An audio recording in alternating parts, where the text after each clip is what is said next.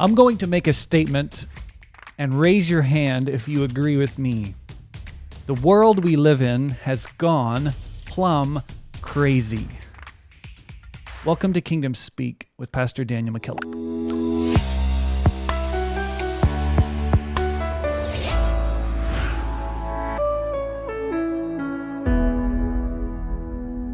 Hello, everyone. This is Kingdom Speak with Pastor Daniel McKillop. You know it because you tuned in by your own choice, right? Right. Yes. Here's the thing we're talking about today. Like in the intro, I said, our world is crazy. Don't you think that's a bit judgmental? So, riddle me this, as they say. The people that have the loudest microphones right now say, abolish the police. Right. We don't need those guys. Right. Oh, and that statue over there is oppressing me. Right. Tear it down. Right. This is today's generation. Have you ever thought about this? What is our next generation going to be doing? Yeah. Look backwards a couple of generations, and you have the grandparents of these children going across the world to defend the freedoms that they're now enjoying. Less than 100 years. Right? Oh yes, absolutely. It hasn't been that long. Absolutely. So if the trajectory goes that quick from what has been dubbed by some modern historians as the greatest generation, yeah, I would agree with where are we headed? So let me ask you this as we jump right into this discussion today on Kingdom Speak. So thank you for joining us. Absolutely. If you're not a subscriber already, let's get a plug in early. Yeah. But boy, we've been getting some good reviews. That's right. That Go Bible ratings, contest. That we may have to sacrifice another goat in the near future. Yeah, absolutely. We're not kidding. That's right. Come on. We want to know what percentage of our podcasters just got that. That's right. Let us know if you got Comment with a goat if you like this or not. Yes. So, like I said, if you haven't subscribed already, wherever you're joining us from, do us a favor and subscribe. We certainly thank you for the support we've received so far. Tell your friends. Get the word out there. Get it out. So I think it's easy. The low-hanging fruit is to say we live in and that's how we started the podcast today. We live in a crazy generation. Sure. I think, and you think, which is why we're doing this episode, we should look at how we got here. Right. Do you suppose that how our generation was raised with the culture and the set of guiding principles that were used, do you suppose that had an impact on where we're at now? Yeah, exactly. Yeah. Yeah. Yeah, absolutely. How we're raised is everything. Absolutely. You can look at history, and I know we've been talking about modern history in the sense of the last 100 years, but this has been demonstrated as you look back at history, even to a biblical time, where a generation, you can look at a generation that has gone completely awry and then trace it back Yes. to where it left the rails. Yes. It left the rails. I know in a previous episode on control freaks, we mentioned that here we didn't want to oversimplify the solution to the chaos in the world, but if everybody would just control themselves, this would be fixed. Our world would be fixed. So I think that's where it has to start. You know, that message has resonated because that control freak episode is one of our most shared and listened to episodes. It is. So I think people are really looking at themselves in the mirror and looking, at what they see on the news and say, what's going on? And I think what you said is absolutely what has to happen, because there needs to be less of this Yeah. and more of an introspection of what's, there is, if the equilibrium of entitlement and responsibility gets out of whack, Mm-hmm. then you have a generation that is demonstrating like it is right now. We are entitled to this. Where does your responsibility for fixing it? Not, protesting something is not necessarily fixing anything. Mm. So where do you come to the table with bearing your responsibility if the only thing you do is stand in the street and shout about what you're entitled to? That's right. Rather than showing up in the morning at the job site and demonstrating responsibility. That's right. It's one thing if you say, look, I've worked at this business for all of my life. Yes. And okay, this is the guy I'm going to listen to when he stands up and says, yes, I think we need to do this. Yes. Right. And if we don't start talking about this, okay, the next generation is going to be exponentially worse. Man, that's what I'm thinking. Like, what are we going to be tearing down in 100 years? Is there going to be anything left? I'm not sure if there's going to be anything to tear down in 100 years. Okay, so the shift has to start first and foremost with looking at ourselves. And I think that the church needs to realize the role that if God tarries, it has in reversing this chaos that is running rampant in the streets. So I want to kind of, let's segue and unpack this a little bit by looking at Jeremiah. Okay. Jeremiah really obviously saw this. He was the weeping prophet. So it makes you wonder if he wasn't living in a society that was much similar to what we're in right now. Anybody doing any weeping out there? Yeah, exactly. Mark them that are sighing and crying. Legit. A lot of crying inside right now with a lot of people. Not sure that Jeremiah would have a social media account if he was alive today, but what would he be saying? But really, there is nothing new under the sun. History only repeats itself. So let's look. Jeremiah chapter number 7 describes something that I think may help us get a better understanding of maybe an area that we can target that may not have short-term benefit, but can yield a pretty significant result. So verse 25, since the day that your fathers came forth out of the land of Egypt unto this day, I have even sent unto you all my servants the prophets, daily rising up early and sending them.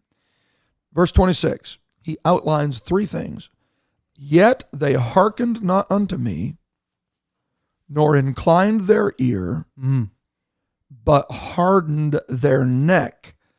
Now here it is. This is where the trajectory continues. And they did worse than their fathers. Worse. So, bro, if God tarries, there is going to be a generation that does worse than what we're experiencing right now. It's hard to even perceive what that would be. Absolutely. But man, our philosophy comes out in the next generation, doesn't it? It does. Right. What we do in moderation, the cliche. You're like, oh no, our children do in excess. I'm doing this. Look, everything is fine. Yeah. It's working out good. I have the best belief system ever. And then, okay, well, how about the children? But it's not delivering. It's not delivering. So I think what you've just said, literally right there, the children, is where we have to address it. That's These young adults that, and I'm not trying to target them because I think it's broader than just that, but children that do not know how to hearken, do not know how to listen, and harden their neck, become citizens that do not know how to hearken, do not know how to listen, and harden their neck. Here is a bombshell revelation undisciplined children Mm-hmm. grow up to be undisciplined citizens. Oh, I want to Bible bomb that. Listen to this. There it is. Wow. There it is. Undisciplined. Now, here's the biblical proof. Read verse 28. Thou shalt say unto them, this is a nation Yeah. that obeyeth not the voice of the Lord their God, nor receiveth correction.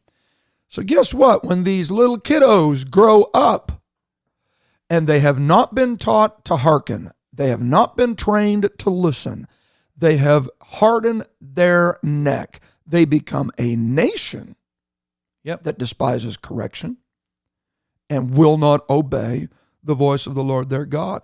Here's another thing. Truth is perished and is cut off from their mouth. Wow. Does that not describe our generation right now? So truth starts to die in the home. It begins the long-term death. That march to cessation starts when children are not disciplined. So this is so closely connected with control freaks in a sense that if you want to change the world, change your home. Absolutely. You know, that cannot be overrated. People controlling themselves is where it starts. Mm-hmm. And then when those people get married, controlling their home and their children, and they produce a generation. This is why I think that this is the optimist in me. Mm-hmm. I think that the apostolic movement is set up to be the leaders of the next generation. Because we don't just raise our children to protest what's happening.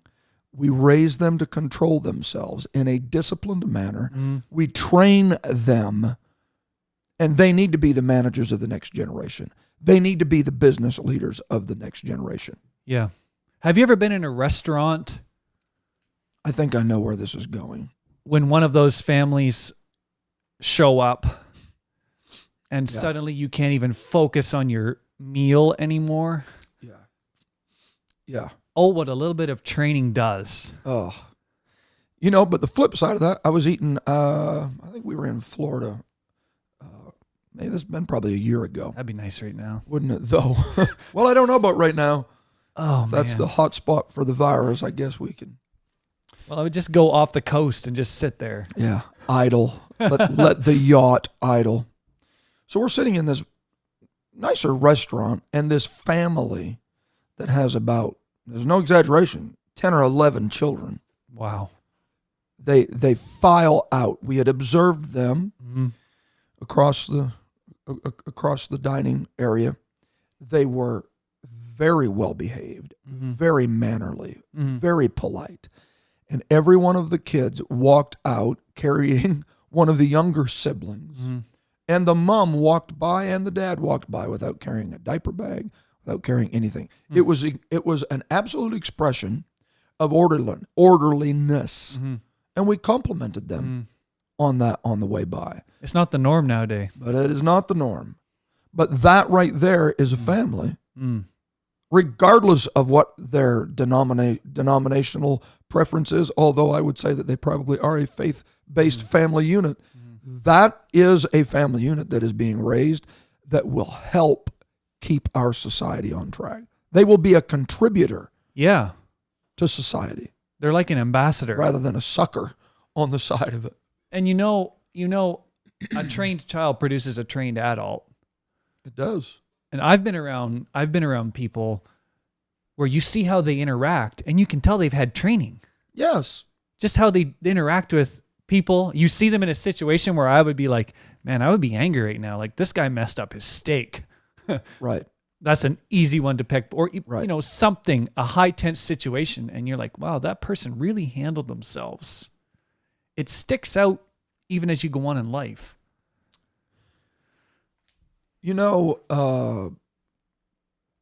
I think that there needs to be a delineation here, and we're gonna talk about this a bit more. But let me make this point right here. In raising that generation. Mm-hmm. Okay? I understand you're not even entitled to talk about this. You don't even have a dog, let alone a kid. So, but we'll I'm play. just a young punk. Yeah, we'll let you play in this arena for a minute. I have a son. God's blessed me with the greatest gift he could ever give me. Yeah, he's actually Jared's here all right. He's an running all right the guy. camera right now. We're training him. Yes. Okay. If we are going to turn this trajectory around that Jeremiah saw in his day, we see it in our day, that they're doing worse than their fathers. If we turn it around, we have to train our kids to hearken, obey. Obedience is a learned behavior. Jesus learned obedience through the things that he suffered. So to insinuate that your child comes pre-programmed for obedience. That's very interesting. Yeah. Obedience is a learned behavior. So you shouldn't be shocked if he doesn't naturally obey. Right. And I think it's the height of ignorance to think that he will without parental involvement. So yeah. Go ahead. So Jeremiah is saying, train that kid to hearken. Train them to obey. Train them to listen. And then I believe that the third expression of how we reverse this, which is keeping them from developing hardened neck syndrome, is by the proper implementation of obeying and hearkening. And I think one of the cardinal grievances when it comes to parental error is nagging. Now, I'm not telling you again. And then what do? They tell them again. Now listen, I've told you for the last time. I'm not telling you again. That's it. Yeah. And finally, there is this stiff-necked syndrome that engages in that kid. Now he being Jeremiah is tying this. You can read it contextually for yourself. He is tying this to Israel, who's brought out of Egypt, and it has been demonstrated what nagging does. Pharaoh, 10 times over was told, we're going to take these people. We're going to take these people. Let them go. Let them go. Let them go. And what did he do? Every time he hardened his neck. If we've got a generation that is, let's talk about this one, not about the one that we're trying to raise right now, but let's talk about the one that has been raised right now. The idea that I speak once and then I act is contributing. Yeah. The breakdown of that fundamental core. When someone in authority speaks, we listen. We hearken. Wow. But we weren't raised this way. I was warned 14 times. And then things escalate and escalate and escalate until chaos ensues.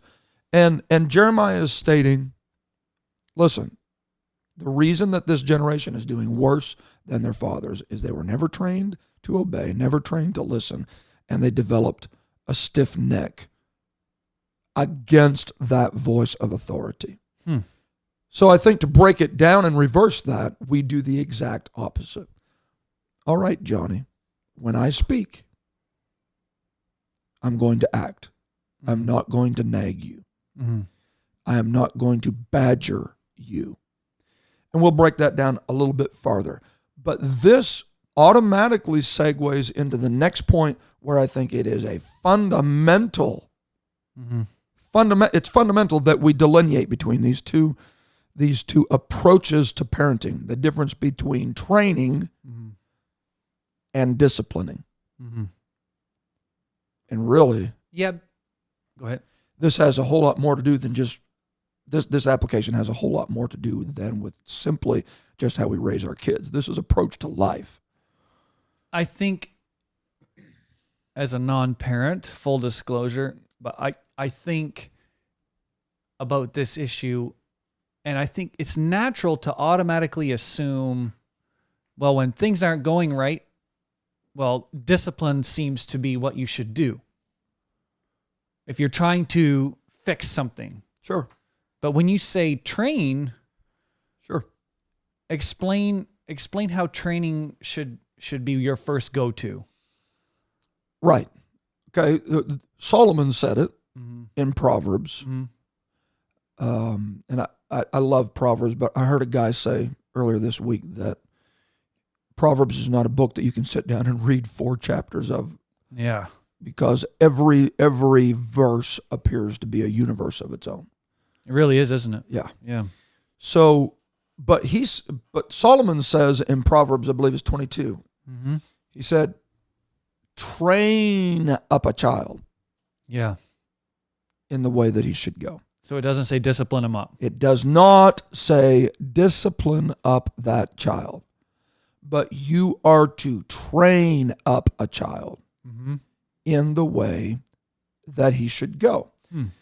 Discipline is what you do when training fails. All right. Discipline is not the first thing that you do. You should never discipline someone you've never trained.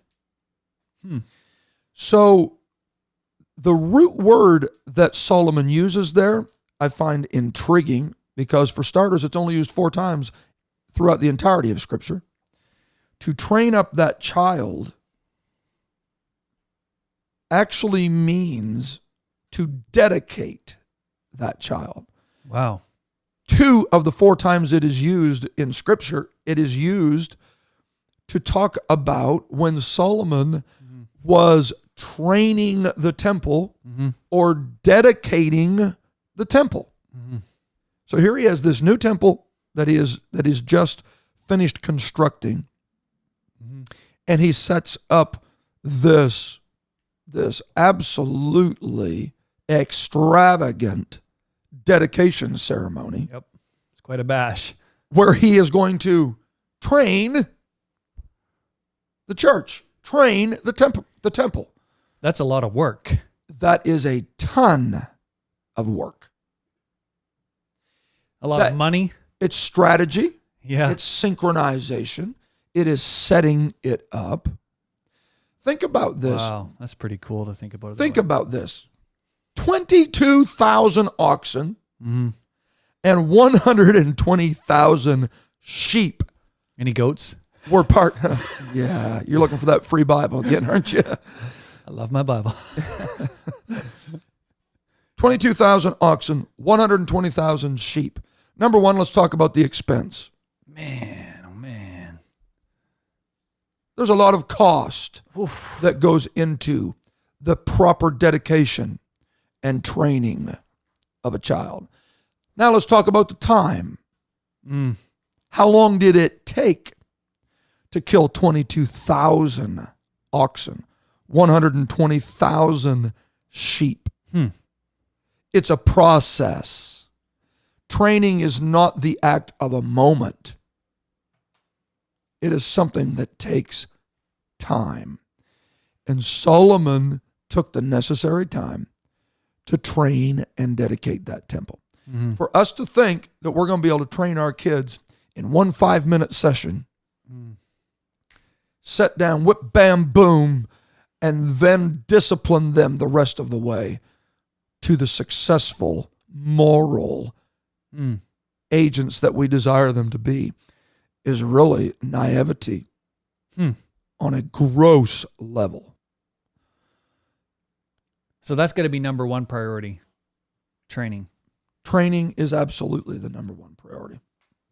It is. And you can't allow anything to come between you and that responsibility. The other time that is used, besides when Solomon uses it, is in Deuteronomy 20:5. The officers shall speak to the people saying, is there any man who has built a new house and has not dedicated it or trained it?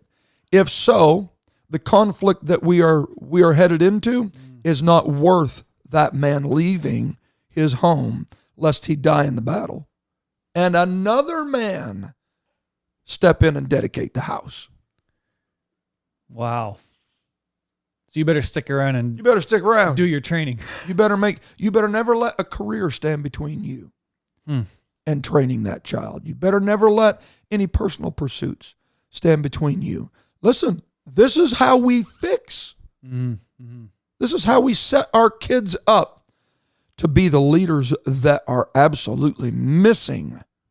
How many times have you heard in stories where people do bad things and they talk about it later and they always say, you know, my dad was never there for me or my mom was never there for me.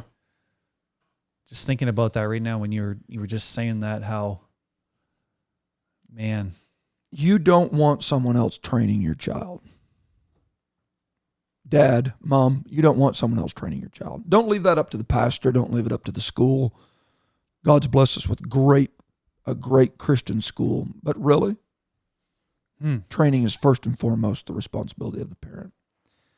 Michael Pearl made a pretty strong statement in one of the books he wrote on this topic. He said, if you have duties outside the home that prevent you from properly rearing your children, give your duties back to the devil. I think he's pretty successfully articulated his position on the role that training takes. Who exactly does that belong to? In the home. So you can never, we can't confuse training with discipline. Mm-hmm. Don't discipline up a child in the way that it should go. You train up a child. Well, you're going to raise him with a flinch, I would think, if all you do is discipline him. Yeah. You know? Yeah. Because doesn't discipline become abuse if that's all it is? Oh, absolutely it becomes that. If you're disciplining a child that you've never trained, I think that is abuse. Whoa, I need to do a Bible bomb there. And he's found a new button, hasn't he? Yeah, He likes we're going all out today. He likes that. I don't think we can overemphasize. It is impossible to overemphasize the role that training takes. If you'll train a child properly in private, you won't have to discipline them in public. If I may digress for one moment, and so you made the assertion at me that I did not even own a dog, and I'm actually looking at owning a dog. Let me know how that goes for you. One of the cool things about owning a dog is that you have to do more than discipline it. You have to train it. You do. If all you do, and if my only interaction with the dog is going to be discipline, I'll never get it to do anything. Now, there may be a point where if it's not doing what I need it to do, and if it won't stay off the middle of the road, I may have to introduce some negative forces into its life. Absolutely. Right? Right. But what you're saying is that no amount of discipline can make up for a lack of training. Exactly. No amount of discipline. So the time that you spend training the pooch is going to benefit you. Hey, this happened last night. We were up at our property, and these girls, two young neighbor girls, show up with their side-by-side and two large labs. And it was the embodiment of out of controlness. I'm trained. They could not get those dogs in control. That speaks of a lack of training. And it makes the owner look bad, doesn't it? It does so. Okay, and this is what happens. The frustration level just gets higher and higher because now they're embarrassed because their dog is running around the fire and licking all the kids' ice cream cones and they can't stop it. They can't stop it. So it speaks to the absolute lack of training. So when I see the child lying on the floor in the supermarket. Oh, it's going to get real now. Yeah. I know I'm reading the mail of all of our listeners. Lord, he's in the spirit right now. Okay. Kicking and screaming and foaming at the mouth because they're not getting their Reese's peanut butter cups or whatever the go-to is at that moment. The last thing that child needs at that moment is some out of control parent to rip it up by the arm and drag it. Am I the only person that's witnessed this? Oh, man. And it's an overreaction. It's a complete overreaction, and it is unproductive. Yep. That lets me know that the parent is embarrassed and that at the home there is not the adequate level of training that is taking place. And so at that moment, no amount of discipline will make up for the lack of training. Let's not talk about when kids come to church. We'll just keep it at the supermarket. We'll put that behind the paywall. Yeah. Yeah, you're going to have to do something different. It's interesting to see how parents interact with children, like you just said, and the tone of how they talk to them. I've seen, and it catches my attention, some parents have to raise their voice to get their children's attention. Other parents, they just say the name of the child and the child is like, whoa, somebody needs my attention right now. Or here's a novel idea. I think the Bible even says this. Oh, don't bring the Bible. Here we go. You can guide them with your eye. That's really how many. Now this is the home I was brought up in. My dad could look at me, and when he would look at me, that said a lot. Nonverbal communication 101. Absolutely. Yeah. Yeah. My entire insides just turned to mush when he looked at me. So tone is a big deal. Tone is a big deal. Something that really does concern me is when I see parental frustration escalating to the point that the tone of the communication, the objective of the communication is lost in the tone that it is communicated in. Yeah. They're desiring that the child would hearken, that the child would obey, that the child would listen. But the objective is so camouflaged by the tone that is being used by the parent that the objective is never attained. Do you think there's You know, that does go for preaching too. Yeah. Go ahead. Do you think there is so you were talking about hardened necks earlier. Do you think people develop calluses on their eardrums to voices? If all they ever hear is the scream, then it takes the scream to get their attention. There you go. So, interestingly enough, I had a discussion with an Amish guy in Pennsylvania one year, and he made an interesting observation. He said, "We don't borrow horses from other members in our community unless we absolutely have to." And I quizzed him on that. The reasoning was this: everybody raises their horse and trains their horse differently. So if I'm going down the road, I want a horse, if I'm an Amish person. We're talking horsepower now. If I'm on Kingdom Speak, we're entering the Amish zone. Yes. I'm not sure very many Amish folks will ever hear this. Shout out to all the Amish listeners. Yes. Yeah. Retweet us. Can I do this? Here we go. Oh, he's got another button. What do you do? We're entering the Amish zone on Kingdom Speak. Okay, go ahead. Get on the wagon, man. We're going. Way off the rails. We're going. So I, as AKA Mr. Amish Man, am going down the road with the horse I trained. Yeah. The 18-wheelers are passing by, whizzing by, just within feet. Man. I want my horse to stay focused. I don't want it to be easily spooked. So I've trained him that just with the lightest tapping of the reins to respond to the directives, to hearken to the directives that I'm giving him. Something happens to the horse, they need to change the oil or whatever, and they give me the loaner horse down at the local horse dealership, and now I'm going down the road, and I've got a horse that someone else has trained, that the lightest tap of the reins mean nothing to it. I need to grab the whip and crack the whip. The tone of how that horse was trained really at that moment becomes life or death.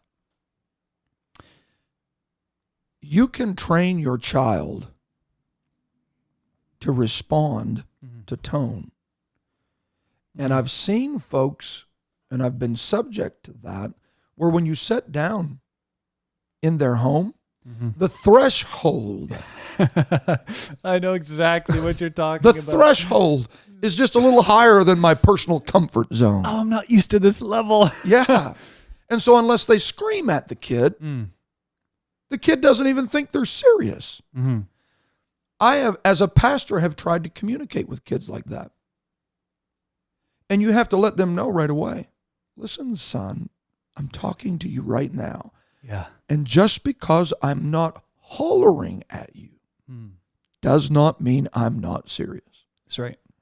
So I have to train him at that moment, retrain him at that moment. Yeah. That the lightest tap of the reins are just as effective as the whip. And I would submit that if you can work at keeping the tone right, then the emotions, the discipline that absolutely will have to take place at one point or another will be able to happen in a more controlled manner, which ultimately leads to a more effective outcome. Yeah, we're not anti-discipline, but we're saying let's discipline effectively. Right. Yeah. When I was 16, I was way smarter than I am now. I wish I'd have really. Why didn't you come on the podcast then? Why don't more 16-year-olds write books and things like that? Yeah. Because I just remember talking about tone. I remember one of the most impactful things that my dad said to me. Like I said, I was smart. I had the world figured out. I knew where I was, who I was, what I wanted to be, where I was going. And I remember in a discussion with my dad, and he said to me in a very controlled tone, I think we were sitting at the kitchen table or maybe in the living room, and he said, I'm really disappointed in you. And he said that, and it was just like, that got through to me. Yeah. At that moment, that was the biggest rod. Pow. Yeah. That could be used. I've never forgotten it. Yeah. Yeah. It's like that word fitly spoken that the Bible talks about. Just that. Right. Dropped in at the perfect time. Right. A masterful lesson that was taught. Right. Now, that didn't work every time. Really? Yeah. But you know what I mean, right? No, for sure. I think, and we really don't have time to go into all of this, but fully understanding how to implement discipline. Discipline that is administered by undisciplined people is not effective. I would venture to say that if you're out of control when you are disciplining your child with the hopes of bringing your child under control. When you aren't in control yourself. When you're not in control yourself, it blows up in your face and it's abusive. You need to stop. You don't ever need to be intimidated into going, do you know what? I am too emotionally charged right now to deal with the breach in the training. So go to your room and I will be in when I can get control of myself. We need disciplined parents raising disciplined children. And the ultimate goal is self-discipline. That's the Right? objective. Isn't that what we're all But how after? can you raise a self-disciplined child when you are administering discipline in an undisciplined fashion? It's like the police officer telling you to slow down when he just drove through town at 100 miles an hour. To tell you Yeah. to slow down. Yeah. I just arrived here from the other side of town to say slow down. Right? Exactly. You have to model what you are desiring. Yeah. And I think it's important where these podcasts go everywhere. We have to say this. We don't condone abuse. We don't condone hurting people to hurt people. Listen, that is, I think, possibly one of the most conflated, confused topics, abuse and discipline. They are not the same thing. No, absolutely not. They are not the same thing. So to lump people together who are really trying to raise a disciplined child so that they are a self-disciplined adult and a disciplined citizen is not the same as someone that abuses their child. That's right. So this is a personal affront to me because you don't even have a dog, let alone a kid. You've already said that once. Oh, okay. I just wanted our audience to know that you're going to insinuate that because I would discipline my child, that I would abuse my child. Yeah, that's terrible. That's offensive to me. Yeah, it's terrible. When I can go to the restaurant, to the airport, to the supermarket, to the park in the municipality square, and I can see undisciplined parents that don't discipline their kids, but in a heated rage, almost pull a limb off of the child. Yeah, the old chicken wing, right? Yeah. But I am the one that abuses my child. I refuse to wear that hat. I'm not going to wear that. No, I agree. And you don't want to live in a society where people are not disciplined. Or the only way that you can get them to coerce them into living somewhat disciplined is to abuse them. Well, that's tyranny, right? Yeah, exactly. Right? Every problem looks like a nail when all you carry is a hammer. Right. One guy said that always, something like that. I butchered it, but you know what I'm saying. Right. So I think let me give you this as an example. Pardon the personal reference. Well, it is your podcast, so I would expect it to be personal. And my son is here. Don't turn his mic on. But don't shut the camera off, Jaron. Yes. If this podcast gets sabotaged, if it ends right now, then you know something just happened. Love you, bud. Let me give you a personal example. I can remember going to church, and back when we could and stuff, and I had a pen in my pocket. I like a nice pen. So I would be holding Jaron at whatever age he was, a year old, 18 months, whatever. And it was like that pen was a magnet to the kid.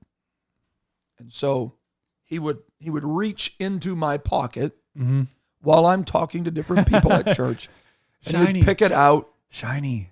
And he would put it in his mouth and salivate all over it. Gross, Jaron. And keep his mic off. Gross. And then before I knew it. Is that the pen you gave to me? Yeah. How are you enjoying that? Hey. And then he would drop it on the floor. And so I found myself, I know I'm the world's worst parent, but I found myself getting aggravated by this. Yeah. Because it was, number one, it was a nice pen. And I didn't want it used as a pacifier. And I did not want it dropped on the floor, threatening the longevity of its usefulness.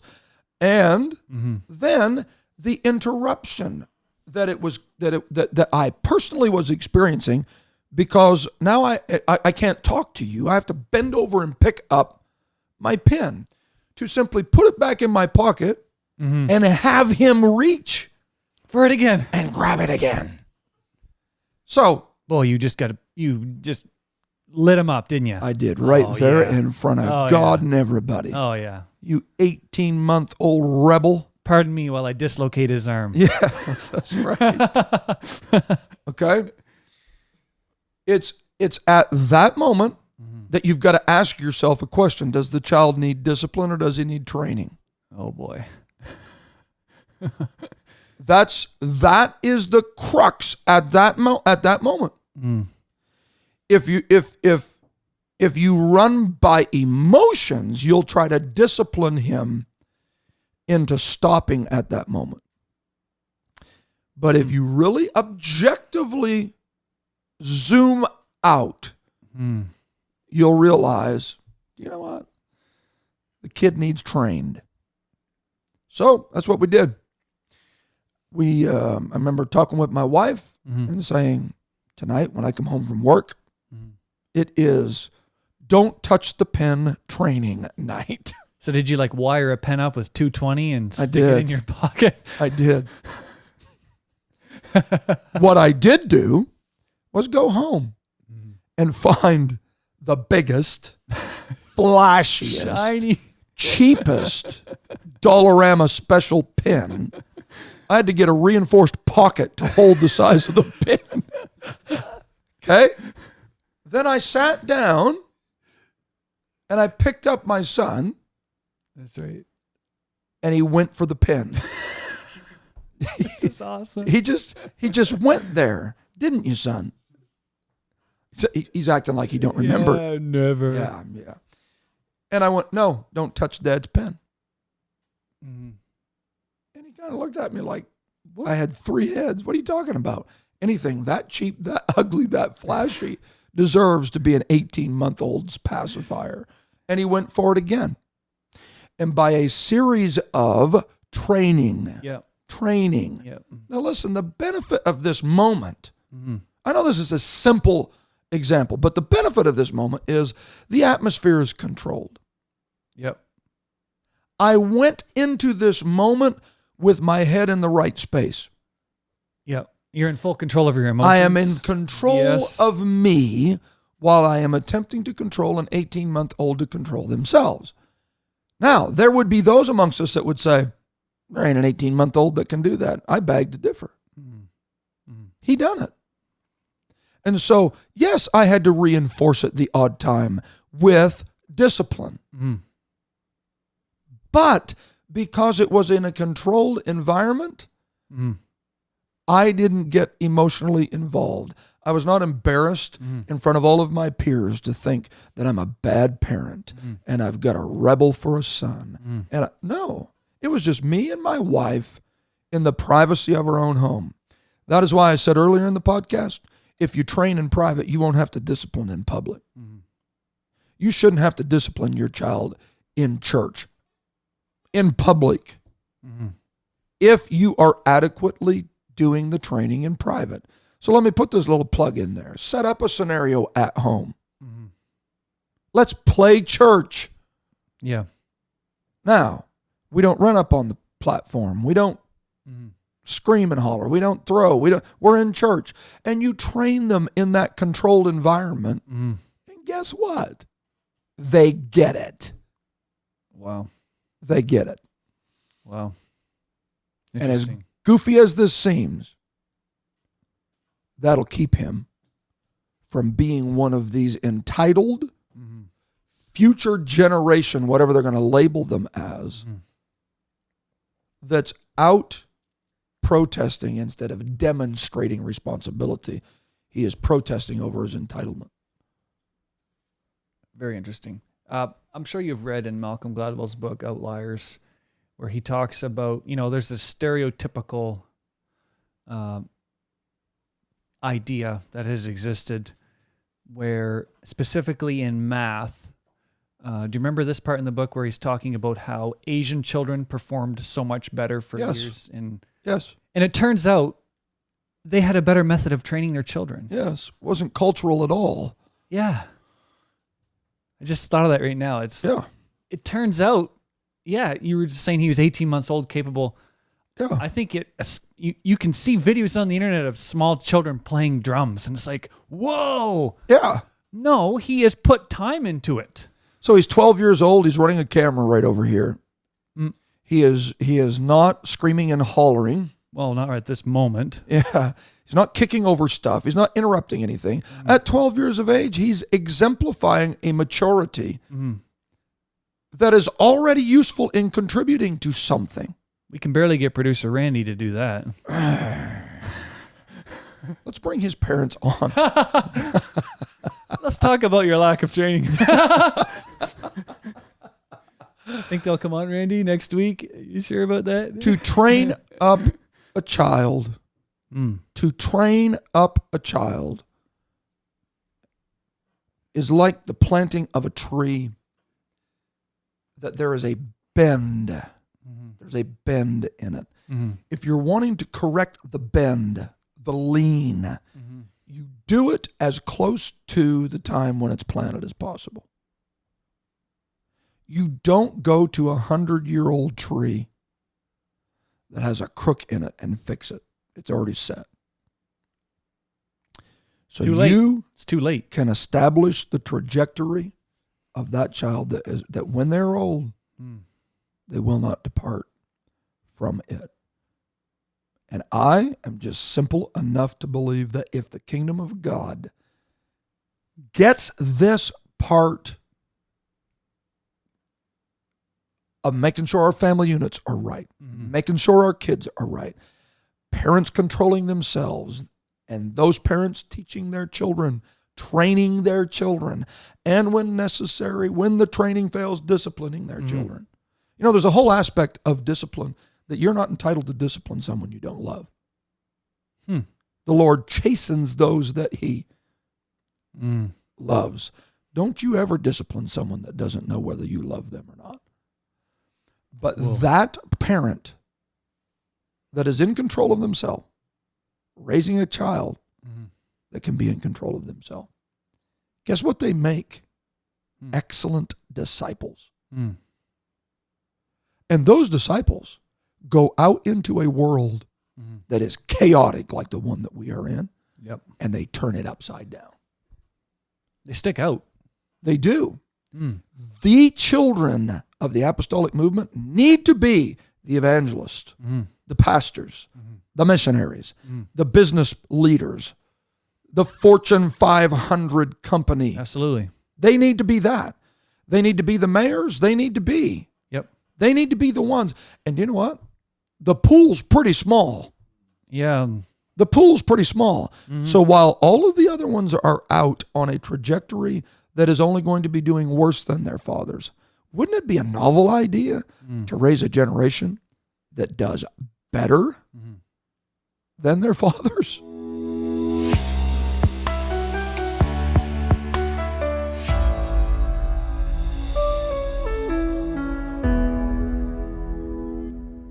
All right. Have you torn down all the statues yet? Are you ready to listen to Pastor Daniel McKillop? Hopefully this episode you just heard will minister to you. Stop tearing all that stuff down and listen to the pastor. He has some wise words for you. Thank you again for joining us on Kingdom Speak with Pastor Daniel McKillop. This has been an awesome podcast, even if I do not, I almost said own any children. That's a terrible way to use things. That would be objectifying them. I do not condone that. Neither does the pastor. However, we do want you to continue to listen to us on Kingdom Speak. Wherever you're joining us from, make sure you subscribe, YouTube, click the bell, stay in the zone with us, and we will welcome you back again next week on another episode of Kingdom Speak with Pastor Daniel McKillop.